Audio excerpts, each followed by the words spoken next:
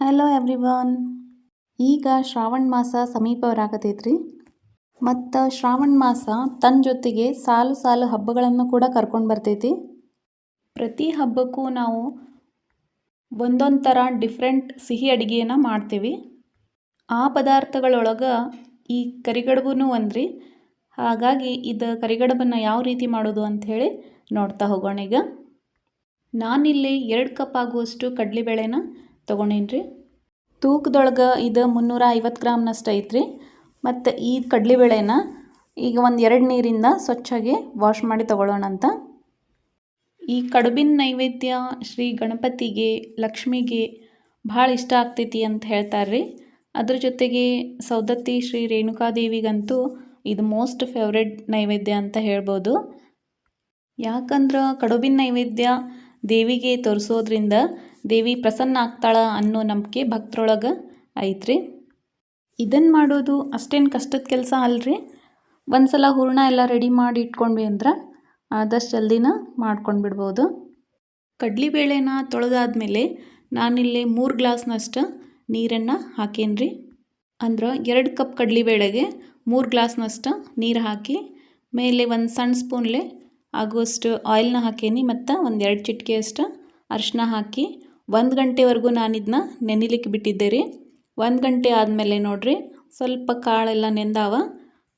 ಈಗ ಅದ ನೀರೊಳಗೆ ಇದನ್ನ ಕುದಿಲಿಕ್ಕೆ ಇಡೋಣಂತ್ರಿ. ಈ ಥರ ಬೇಳೆನ ನೆನೆಸಿ ಕುದಿಸೋದ್ರಿಂದ ಜಲ್ದಿ ಬೆಂದ್ಬಿಡ್ತಾವ್ರಿ ಕಾಳೆಲ್ಲ. ಇಲ್ಲ ಅಂದ್ರೆ 5-6 ಸೀಟಿ ಮಾಡಿಸಿದ್ರೂ ಕಡಲೆಬೇಳೆ ಕುದಿಯೋದೇ ಇಲ್ಲ. ನಾನಿಲ್ಲಿ ಮೀಡಿಯಮ್ ಫ್ಲೇಮ್ ಒಳಗೆ 1 ಸೀಟಿ ಮಾಡಿಸ್ಕೊಂಡು ಆಮೇಲೆ ಒಂದು 10 ನಿಮಿಷ ಪೂರ ಸಿಮ್ ಒಳಗೆ ಬೇಯಿಸ್ಕೊಂಡೇನಿ ರೀ. ಆಮೇಲೆ ಇನ್ನೊಂದು ಸೀಟಿ ಮಾಡಿಸ್ಕೊಂಡೇನಿ. 2 ಸೀಟಿ ಒಳಗೆ ಸರಿಯಾಗಿ ಕುದ್ದಾವ್ರಿ ಬೇಳೆ ಎಲ್ಲ. ಕಡುಬಿನ ಎಲೆ ಮಾಡ್ಕೊಳ್ಳಿಕ್ಕೆ ನಮ್ಗೆ ಹಿಟ್ಟು ಬೇಕಾಗ್ತೈತ್ರಿ.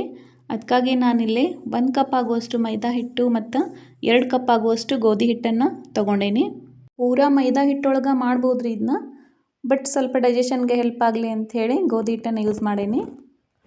ಇದಕ್ಕೆ ಸ್ವಲ್ಪ ಉಪ್ಪು ಮತ್ತು ಎಣ್ಣೆ ಹಾಕಿ ಸ್ವಲ್ಪ ನೀರು ಹಾಕ್ತಾ ಇದನ್ನ ಗಟ್ಟಿಯಾಗಿ ನಾದಿ ಇಟ್ಕೊಂಡೇನಿ ರೀ. ಚಪಾತಿ ಹಿಟ್ಟಿನ ಹದಕ್ಕಿಂತ ಸ್ವಲ್ಪ ಗಟ್ಟಿಯಾಗೇ ಇರಲಿ ರೀ ಇದು. ಹಿಟ್ಟನ್ನು ಕಲಸಿದ ಮೇಲೆ ಒಂದು ಅರ್ಧ ಗಂಟೆವರೆಗೂ ಇದಕ್ಕೆ ರೆಸ್ಟ್ ಕೊಡೋಣ ಅಂತ. ಕುಕ್ಕರ್ ವಿಜಲ್ ಬಿಟ್ಟೈತ್ರಿ. ಈಗ ನೋಡ್ಬೋದು ಬೇಳೆ ಎಲ್ಲ ಕರೆಕ್ಟಾಗಿ ಕುದ್ದಾವ. ಈಗ ನಿಮ್ಗೆ ಸ್ಮ್ಯಾಶ್ ಮಾಡಿ ತೋರಿಸ್ತೇನೆ ನಾನು. ನೋಡಿರಿ ಬೇಳೆ ಎಲ್ಲ ಸರಿಯಾಗಿ ಕುದ್ದೈತಿ. 2 ಸೀಟಿ ಒಳಗೆ ನೋಡಿರಿ ಸರಿಯಾಗಿ ಬೇಯಿಸ್ಕೋಬೋದು. 1 ಗಂಟೆ ನೆನೆಸಿ ಹಾಕಿದ್ರಿ ಅಂದ್ರೆ ಆದಷ್ಟು ಜಲ್ದಿನ ಬೇಯ್ದು ಬಿಡ್ತಾವ. ಈಗ ಇದ್ರೊಳಗೆ ಇದ್ದಿದ್ದ ಎಕ್ಸ್ಟ್ರಾ ನೀರನ್ನು ನಾವು ಇಲ್ಲೇ ಸಾಣಿಗೆ ಒಳಗೆ ಹಾಕಿ ಸೋಸಿ ತೊಗೊಳ್ಳೋಣ ಅಂತ.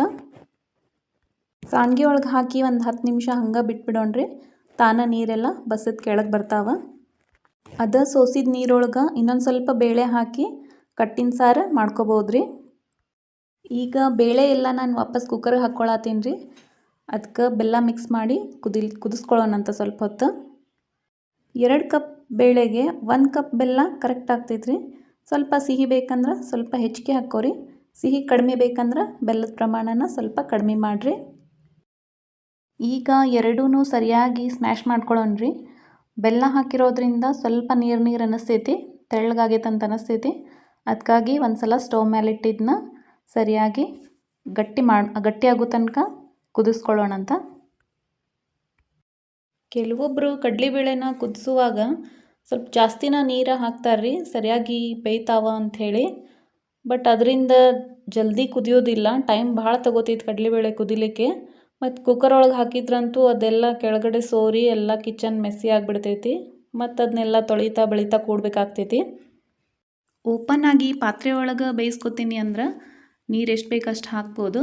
ಬಟ್ ಕುಕ್ಕರ್ ಒಳಗೆ ಹಾಕುವಾಗ ಆದಷ್ಟು ಕರೆಕ್ಟ್ ಪ್ರಮಾಣದೊಳಗನ ಹಾಕ್ರಿ. ಅಂದ್ರೆ ಬೇಳೆ ಜಲ್ದಿನೂ ಕುದೀತಾವೆ ಮತ್ತು ಕಿಚನ್ನು ಕ್ಲೀನಾಗಿರ್ತೈತಿ. ಈಗ ನೋಡಿರಿ ಕಡಲೆಬೇಳೆ ಮತ್ತು ಬೆಲ್ಲ ಸರಿಯಾಗಿ ಕುದ್ದೈತಿ, ಗಟ್ಟಿನೂ ಆಗೈತಿ ನೋಡಿರಿ. ಈಗ ಹೂರಣನ ಗ್ರೈಂಡ್ ಮಾಡ್ಕೊಳ್ಳೋಣಂತ್ರಿ. ಇದಕ್ಕೆ ಯಾವುದೋ ಮಷಿನ್ ಬೇಕಾಗಿಲ್ಲ ನಮ್ಗೆ. ಈ ಥರ ಒಂದು ಸಾಣ್ಗಿ ತೊಗೋರಿ. ಮಾರ್ಕೆಟ್ ಒಳಗೆ ಈಸಿಲಿ ಅವೈಲೇಬಲ್ ಅದಾವ. ಮತ್ತು ಈ ಥರ ಒಂದು ರೌಂಡ್ ತಳದ್ದು ವಾಟಿ ಅಥವಾ ಕಟೋರಿ ಏನಾದರೂ ತೊಗೊಂಡು ಅದನ್ನ ತಿಕ್ತಾ ಹೋಗ್ರಿ. ಬಿಸಿ ಇರುವಾಗ ಮಾಡ್ಕೊಂಡಷ್ಟು ಅನುಕೂಲ ಆಗ್ತೈತ್ರಿ. ಜಲ್ದಿ ಆಗ್ತೈತಿ ಕೆಲಸ. ಇದೆಲ್ಲ ಹೂರಣನ ನಾನು ಬರೀ 5 ನಿಮಿಷದೊಳಗೆ ರೆಡಿ ಮಾಡ್ಕೊಂಡೇನಿ ರೀ. ನಿಜವಾಗ್ಲೂ ಗ್ರೈಂಡ್ರ್ ಅಥವಾ ಮಿಕ್ಸಿ ಒಳಗೆ ಇಷ್ಟು ಫಾಸ್ಟ್ ಆಗೋದಿಲ್ಲ. ನೋಡ್ರಿ, ಯಾವುದೇ ಪ್ರೆಷರ್ ಹಾಕೋದು ಬೇಡ. ಸಿಂಪಲ್ಲಾಗಿ ಈ ಥರ ಮಾಡಿಬಿಟ್ರೆ ಹೂರಣ ರೆಡಿ ಆಗ್ತೈತಿ. ನೋಡ್ರಿ, ಫೈನಾಗೂ ಬೀಳ್ತೈತಿ, ದಪ್ಪ ಬೀಳೋದಿಲ್ಲ, ಸಣ್ಣಗೇನೆ ಬೀಳ್ತೈತಿ. ಇದೇ ಹೂರಣದಿಂದ ಹೋಳ್ಗಿನೂ ಮಾಡ್ಬೋದು ಅಥವಾ ಕಡುಬುನೂ ಮಾಡ್ಬೋದು. ಎರಡಕ್ಕೂ ಸೇಮ್ ಹೂರಣ ಬೇಕಾಗ್ತೈತ್ರಿ. ಅದೇ ರೀತಿ ನಾನಿಲ್ಲೇ ಉಳಿದಿದ್ದೆಲ್ಲನೂ ಮಾಡಿಟ್ಟೇನೆ. ನೋಡ್ರಿ, ಎಷ್ಟು ಫೈನ್ ಪೇಸ್ಟ್ ಆಗೈತಿ ಮತ್ತು ಗಟ್ಟಿನೂ ಆಗೈತಿ, ಜಾಸ್ತಿ ಮೆತ್ತಗಾಗಿಲ್ಲ. ಹೋಳ್ಗೆ ಅಂತೂ ಸೂಪರಾಗಿ ಬರ್ತಾವೆ ಇದರಿಂದ. ಇವತ್ತು ನಾವು ಕಡುಬು ಮಾಡೋದ್ರಿಂದ ಇದಕ್ಕೆ ಸ್ವಲ್ಪ ತುಪ್ಪ ಮತ್ತು ಡ್ರೈ ಫ್ರೂಟ್ಸನ್ನು ಹಾಕ್ಕೊಳ್ಳೋಣ ಅಂತ. ನಾನಿಲ್ಲಿ ಒಗ್ಗರಣೆ ಸೌಟೊಳಗೆ 2 ದೊಡ್ಡ ಚಮಚ ಆಗುವಷ್ಟು ತುಪ್ಪ ಹಾಕಿ ಅದಕ್ಕೆ ಸ್ವಲ್ಪ ಒಂದು 8ರಿಂದ 10 ಬಾದಾಮಿನ ಕಟ್ ಮಾಡಿ ಹಾಕೇನ್ರಿ. ಜೊತೆಗೆ ಸ್ವಲ್ಪ ಏಲಕ್ಕಿ ಪುಡಿ ಮತ್ತು ಗಸಗಸೆ ಬೀಜನೂ ಹಾಕೇನ್ರಿ. ಬಾದಾಮಿ ಪೀಸಸ್ ಸ್ವಲ್ಪ ಕ್ರಂಚಿ ಆಗುವವರೆಗೂ ತುಪ್ಪದೊಳಗೆ ಹುರ್ಕೊಳ್ಳೋಣ್ರಿ. ಇದನ್ನ ಕಿಚನ್ ಒಳಗೆ ನಾವು ಎಷ್ಟು ಅಲರ್ಟ್ ಆಗಿ ಕೆಲಸ ಮಾಡಿದ್ರೂ ಒಂದೊಂದು ಸಲ ನೋಡ್ರಿ ಈ ಥರ ಕೆಲಸ ಆಗಿಬಿಡ್ತಾವೆ. ಸ್ವಲ್ಪ ನಿಧಾನಕ್ಕೆ ತಿರುಗಿಸ್ಬೇಕಾಗಿತ್ತು ನಾನು, ಅದು ಸ್ವಲ್ಪ ಕೆಳಗೆ ಬಿದ್ದೋಯ್ತು. ಇಟ್ಸ್ ಓಕೆ, ಆಮೇಲೆ ಕ್ಲೀನ್ ಮಾಡ್ತೇನೆ ನಾನೆಲ್ಲ. ಹೊಸದಾಗಿ ಅಡುಗೆ ಮಾಡೋಕ್ಕೆ ಕಲಿತಿರ್ತಾರಲ್ಲ ಹೆಣ್ಮಕ್ಳು, ಸ್ವಲ್ಪ ಕೇರ್ಫುಲ್ಲಾಗೇ ಇರ್ರಿ. ಯಾಕಂದರೆ ಎಣ್ಣೆ ಒಳಗೆ ತುಪ್ಪದೊಳಗೆ ಈ ಥರ ಕೆಲಸ ಮಾಡುವಾಗ ಮೇಲೆಲ್ಲ ಬೀಳೋ ಚಾನ್ಸಸ್ ಇರ್ತಾವೆ. ಸ್ವಲ್ಪ ಹುಷಾರಾಗಿ ಕೆಲಸ ಮಾಡಿರಿ. ಈಗ ಇದನ್ನು ಹೂರಣದೊಳಗೆ ಹಾಕಿ ಸರಿಯಾಗಿ ಒಂದು ಸಲ ಮಿಕ್ಸ್ ಮಾಡ್ಕೊಳ್ಳೋಣ. ಈ ಗಸಗಸೆ ಬೀಜಕ್ಕೆ ಇಂಗ್ಲೀಷ್ ಒಳಗೆ ಪಾಪಿ ಸೀಡ್ಸ್ ಅಂತ ಹೇಳಿ ಕರೀತಾರ್ರಿ. ನಂಗಂತೂ ಇದ್ರ ಬಗ್ಗೆ ಭಾಳ ಅಂದ್ರೆ ಭಾಳ ಕ್ಯೂರಿಯಾಸಿಟಿ ಇತ್ತು.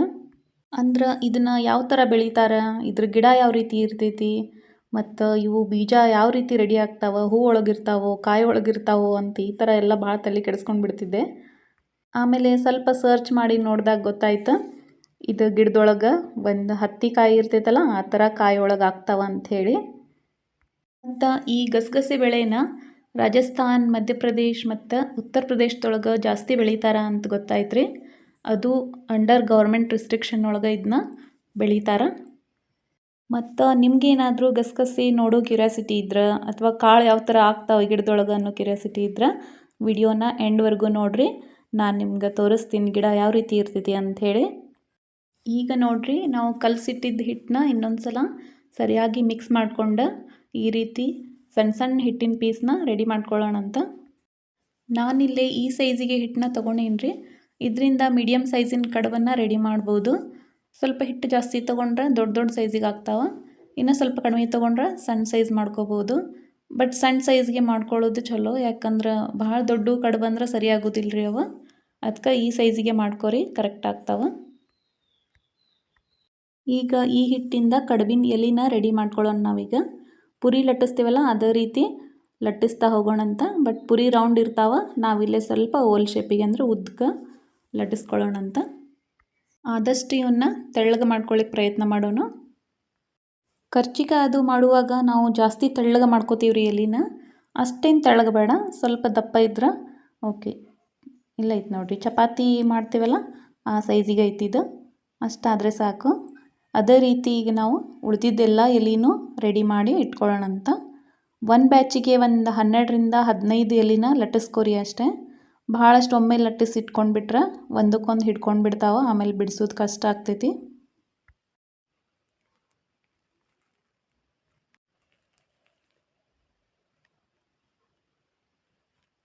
ನಾನಿಲ್ಲಿ ಎಲ್ಲ ಎಲೆಗಳನ್ನು ಲಟ್ಟಿಸಿಟ್ಟೇನೆ ರೀ. ಈಗ ನಮ್ಮ ಮಣಿ ಮೇಲೆ ಎಷ್ಟು ಕೂಡ್ತಾವಲ್ಲ ಅಷ್ಟು 3ರಿಂದ 4 ಎಲೆನ ಹಾಕಿ ಅದರೊಳಗೆ ಹೂರಣ ತುಂಬೋಣಂತ. ನಾನಿಲ್ಲಿ ಹಿಟ್ಟು ಎಷ್ಟು ತೊಗೊಂಡಿದ್ದೆ ಅಲ್ಲ ಅದ್ರ 2 ಪಟ್ಟು ಹೂರಣ ತೊಗೊಂಡೇನಿ ರೀ. ಇಷ್ಟಪಡೋರಿದ್ರೆ ಜಾಸ್ತಿನೂ ಹೂರಣ ಹಾಕ್ಕೋಬೋದು. ಹೂರಣನ ಈ ರೀತಿ ಸ್ವಲ್ಪ ಉದ್ದಕ ಮಾಡಿ ಹಾಕಿ ತುಂಬಿಟ್ಕೊಳ್ಳೋಣ್ರಿ. ನಾವು ಹಿಟ್ಟು ಕಲಿಸ್ಕೊಳ್ಳುವಾಗ ಮೈದಾ ಜೊತೆಗೆ ಗೋಧಿ ಹಿಟ್ಟು ಹಾಕಿರೋದ್ರಿಂದ ಈ ಸರಿಯಾಗಿ ಬೈಂಡಿಂಗ್ ಕೂಡ್ತಾವ್ರಿ, ಹಿಡ್ಕೋತಾವೆ ಒಂದಕ್ಕೊಂದು. ಒಂದು ವೇಳೆ ಮೈದಾ ಅಷ್ಟೇ ಯೂಸ್ ಮಾಡಿದ್ವಿ ಅಂದ್ರೆ ಜಲ್ದಿನ ಸೇರೋದಿಲ್ಲ, ಇವು ಕೂಡೋದಿಲ್ಲ. ಅದಕ್ಕಾಗಿ ಸ್ವಲ್ಪ ನೀರನ್ನು ಎಡ್ಜಿಗೆಲ್ಲ ಹಾಕಿ ಆಮೇಲೆ ಕುಡಿಸ್ಕೋಬೋದು. ನಮ್ಮ ಪೂರ್ವಜರೆಲ್ಲ ಹಬ್ಬ ಹರಿದಿನ ಹುಣ್ಣಿಮೆ ಅಮಾವಾಸ್ಯೆ ಎಲ್ಲ ಮಾಡಿಟ್ಟಾರಂಥೇಳಿ ನಾವು ಆಚರಣೆ ಮಾಡತ್ತೀವಿ. ಮತ್ತು ಹಬ್ಬದೊಳಗೆ ಮಾಡುವಂಥ ಈ ಥರ ಎಲ್ಲ ಪದಾರ್ಥಗಳು ಅಡುಗೆಗಳೆಲ್ಲ ರಿಚ್ ಇನ್ ನ್ಯೂಟ್ರಿಷನ್ ಅದಾವೆ ಮತ್ತು ದೇಹಕ್ಕೆ ಬೇಕಾದಂಥ ಎಲ್ಲ ಪೋಷಕಾಂಶಗಳನ್ನು ಅದು ಒದಗಿಸ್ತೈತಿ. ಅದಕ್ಕಾಗಿ ಯಾವುದೇ ಹಬ್ಬನ ಮಿಸ್ ಮಾಡೋದು ಬೇಡ್ರಿ. ನಮ್ಮ ಕೈಯಿಂದ ಎಷ್ಟು ಸಾಧ್ಯ ಐತಲ್ಲ ಅಷ್ಟು ನಾವು ಸೆಲೆಬ್ರೇಟ್ ಮಾಡಲಿಕ್ಕೆ ಟ್ರೈ ಮಾಡೋಣ ಅಂತ. ಉಳಿದಿದ್ದ ಟೈಮ್ ಒಳಗದು ಈ ಥರ ಅಡುಗೆನ ಮಾಡ್ಬೇಕಂತ ಭಾಳ ಅನ್ಕೋತೀವಿ, ಬಟ್ ಅದು ಪಾಸಿಬಲ್ ಆಗೋದಿಲ್ಲ ರೀ. ಅದಕ್ಕಾಗಿ ಯಾವುದೇ ಹಬ್ಬ ಮಿಸ್ ಮಾಡಲಾರ್ದ ನಾವು ಸೆಲೆಬ್ರೇಟ್ ಮಾಡೋಣ ಮತ್ತು ಈ ಥರ ಅಡುಗೆನೂ ಮಾಡ್ತಾ ಇರೋಣ ಅಂತ. ನಾವು ಈ ಥರ ಮಾಡಿದ್ರನ ನಮ್ಮ ಮಕ್ಕಳಿಗೂ ಅಂದ್ರೆ ನೆಕ್ಸ್ಟ್ ಜನ್ರೇಷನ್ದವ್ರಿಗೆ ಗೊತ್ತಾಗ್ತೈತ್ರಿ. ಅಂದ್ರೆ ಅವರು ಕಲಿತಾರೆ ಯಾವ ರೀತಿ ಮಾಡಬೇಕು, ಯಾವ ಹಬ್ಬಕ್ಕೆ ಏನು ಮಾಡ್ತಾರೆ ಅಂಥೇಳಿ. ನಾವು ಮಾಡಿಲ್ಲ ಅಂದ್ರೆ ಪಾಪ ಅವ್ರಿಗೆ ಹೆಂಗೆ ಗೊತ್ತಾಗ್ತೈತೆ ಅದೆಲ್ಲ. ಬಾಣಲೆ ಒಳಗೆ ಆಲ್ರೆಡಿ ಕುಕ್ಕಿಂಗ್ ಆಯಿಲ್ನ ಹಾಕಿ ನಾನು ಬಿಸಿ ಮಾಡಲಿಕ್ಕೆ ಇಟ್ಟೇನಿ ರೀ. ಮತ್ತು ಈ ಕಡೆ ಎಲ್ಲ ಕಡುಬುಗಳನ್ನು ತುಂಬಿ ರೆಡಿ ಮಾಡಿಟ್ಟೇನೆ ನಾನಿಲ್ಲಿ. ಈಗ ಈ ಕಡುಬನ್ನು ಆಯಿಲ್ ಒಳಗೆ ಡೀಪ್ ಫ್ರೈ ಮಾಡ್ಕೊಳ್ಳೋಣ ಅಂತ. ನಾನಿಲ್ಲೇ ನೋಡ್ರಿ ಒಂದು ಬ್ಯಾಚ್ ಒಳಗೆ 3ರಿಂದ 4 ಕಡುಬನ್ನು ಹಾಕಿ ಫ್ರೈ ಮಾಡತ್ತೀನಿ. ಹೂರಣದೊಳಗೆ ತುಪ್ಪ ಮತ್ತು ಡ್ರೈ ಫ್ರೂಟ್ ಹಾಕಿರೋದ್ರಿಂದ ಅದು ತಿನ್ನುವಾಗ ಭಾಳ ಚಲೋ ಫ್ಲೇವರ್ ಬರ್ತೈತ್ರಿ ಬಾಯಿ ಒಳಗೆ. ಡ್ರೈ ಫ್ರೂಟ್ಸನ್ನು ಇಷ್ಟಪಡೋರಿದ್ರೆ ಇನ್ನೂ ಸ್ವಲ್ಪ ಜಾಸ್ತಿ ಪ್ರಮಾಣದೊಳಗೂ ಹಾಕ್ಕೋಬೋದು ಮತ್ತು ಬೇರೆ ಬೇರೆ ಡ್ರೈ ಫ್ರೂಟ್ಸನ್ನು ಆ್ಯಡ್ ಮಾಡ್ಕೋಬೋದು.